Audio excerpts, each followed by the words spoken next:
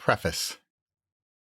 Quote, Preface, an introduction written by the main author to provide the story behind how they conceived and wrote the book. Unquote.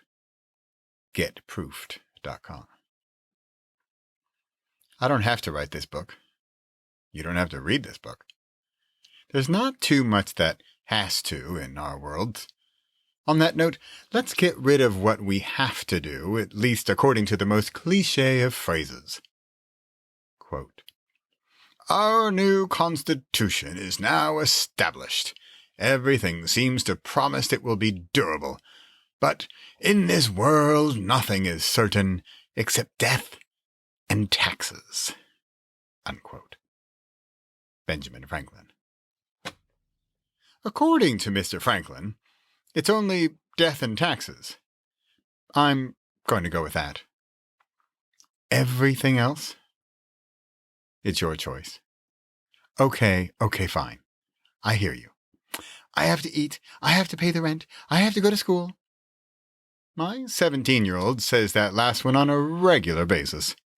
Yep, he has to go to school, according to the law. Of course, if he chooses to break the law, ditch class, get in trouble, get expelled, etc., that's his choice. You get the idea. Maybe I should add here a bit about my intended audience. You usually have a choice. I wrote a book called Decide. There's usually a choice. It's usually yours. It's one of my favorite subtitles. I almost called that book Choose. But that verb is maybe a bit too easy, almost fun-loving, and maybe some would see it as a luxury. Decide is a little tougher, more serious, more consequences. It's telling that Decide is one of my favorite books, but not necessarily one of my most popular. Why? Because it's not easy. I have other books like Play and Pass the Sour Cream. I even have Secret Bus to Paradise.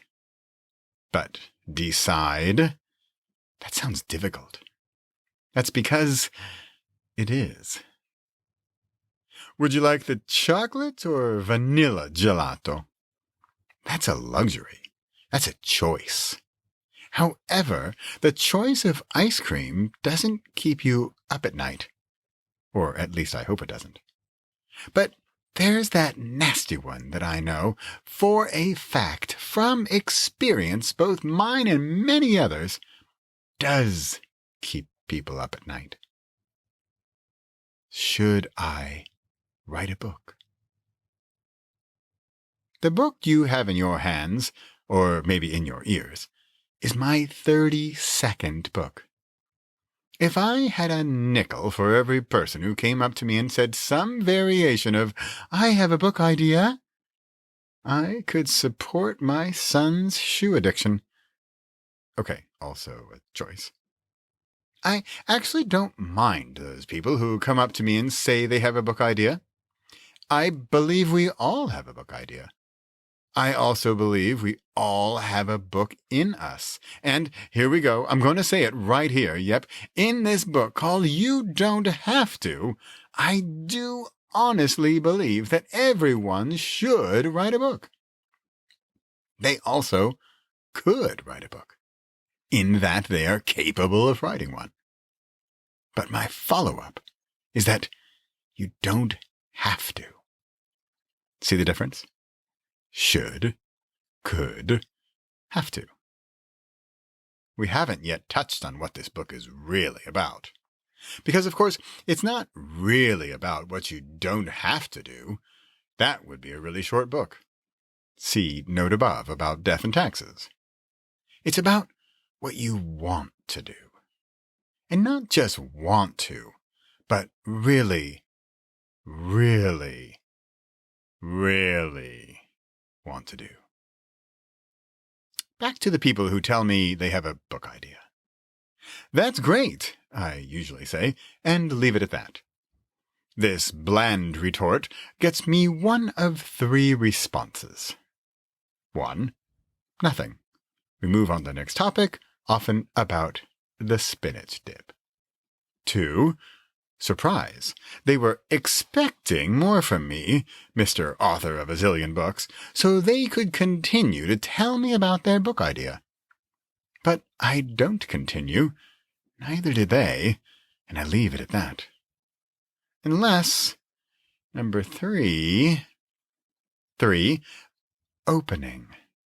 They sense that I just opened a door, and they burst through and we talk books, ideas, tactics, strategies, and best of all, passion, perseverance, and patience. Number 1 is over within seconds. Number 2 might hang around a minute or two. But number 3, this is their opening to the portal to the universe of their future self. I'm sure I'll talk more about basketball and math and travel, some of my favorite topics, in this book, but I want to tell a quick story about my basketball team to hammer home this point. Here in the Netherlands, I'm the coach of the U16, under 16-year-old, basketball team. In this country, sports aren't really big in schools, but rather through organizations that are privately run. In other words, it's not like you have to join a team. Sure, at school they have gym class, which they have to do, but they don't have to join a sports team. Pro tip. I think sports teams are some of the best education we can get into our kids because they learn about teamwork, winning and losing with pride, and it gets them off the couch. We had a kid on the team last year who clearly didn't want to be there. But he had to, according to his mom. In other words, he wasn't there by choice. He hobbled through practice. He joked with players to the point where even they were annoyed that he was infringing on their own progress. And although he was usually upbeat, he counted the minutes until practice was over. In the beginning, I did my best to motivate and inspire him. I involved him as much as I could. I got the team to support and encourage him, and for a while there, he seemed to like it and was getting better. But still, it was clear he had to be there, and didn't want to be there. Another boy stayed after practice and asked me where he should aim his elbow when shooting a jump shot. For a teacher or a coach, when the student asks questions, especially relevant ones, it's the dream come true. It's really all we hope for as teachers, that students want to learn, to improve, to be there. I stayed after practice, and we worked on his shot. He thanked me endlessly and practiced every chance he got. He got better. He couldn't wait for the games, but even enjoyed practice. I'm sure you can feel where I'm going here. Boy number 1 has to be there. Boy number 2 wants to be there. Guess which one? 1 will improve, 2 enjoys practice and the games, 3 is inspiring to his teammates, 4 becomes a team player, 5 gets even better because of number 2, enjoyment. With my basketball example, it's so easy to see, isn't it? Yet let's get back to writing a book, or meditating, or intermittent fasting. It's the same thing. If you want the thing, if your passion for the thing is greater than your dislike, or annoyance, or boredom, or whatever is for the thing, you can succeed. Let's do a simple math equation. Want the thing is greater than don't want the other thing. That symbol there is for greater than. So it reads, wanting the thing has to be greater than not wanting the other thing. Wanting to write a book is a greater force of energy or passion than not having written a book. Wanting to meditate is greater than not wanting to do it. Wanting to intermittent fast is greater than not wanting to do it. Remember when I said above, I don't have to write this book? Part of me thinks this book is so simple and so basic that I don't have to write it because everyone knows this. Yeah, except, right, sure. That would be, me. Do you know how many years I spent not doing the thing because that energy was greater than doing the thing? Because of fear or expectations or pressure or take your pick of reasons. My fear for even starting the thing was greater than any whiff of ever possibly finishing or dare I even dream of succeeding with the thing. During all those years, I had one thought in my head. I have to write a book. Sure, I wanted to write a book, but it was more the feeling that I had to write the book that was holding me back. Can you feel the difference?